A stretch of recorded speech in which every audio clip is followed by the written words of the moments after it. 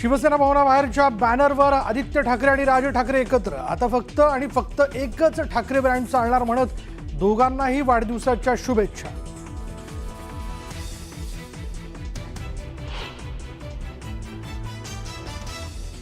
पालिका निवडणुका जाहीर झाल्यानंतर ठाकरे बंधू एकत्र येण्यासंदर्भात चर्चा होणार, वरिष्ठ सूत्रांची माहिती.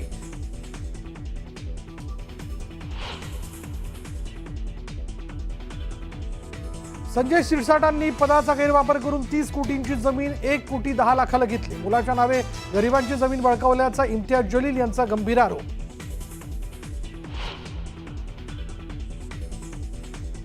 इम्तियाज जलील यांनी केलेल्या आरोपांमुळे शिरसाट समर्थक आक्रमक, तर जलील यांच्या घरावर शेणफेक करण्याची धमकी देणाऱ्यांना घेतलं ताब्यात.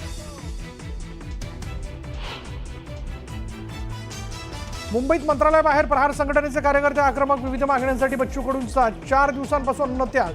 बच्चू कडूंना पाठिंबा देण्यासाठी प्रहारचं मुंबईत आंदोलन.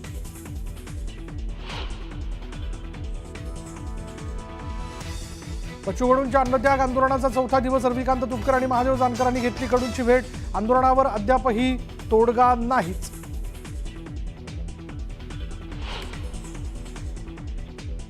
तुमच्या तब्येतीची चौकशी केली पंतप्रधानांनी. शरद पवारांनी मानले पंतप्रधान मोदींचे आभार. काल सुप्रिया सुळेंकडे पवारांच्या प्रकृतीची विचारपूस केल्याबद्दल मानले आभार.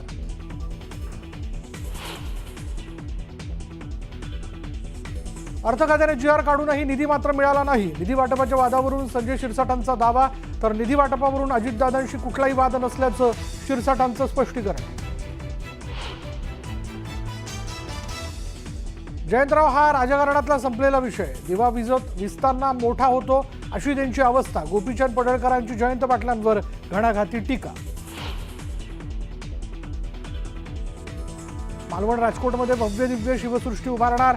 सिंधुदुर्गचे पालकमंत्री नितेश राणेंनी केली होती मागणी. अजित पवारांच्या बैठकीत मंजुरी.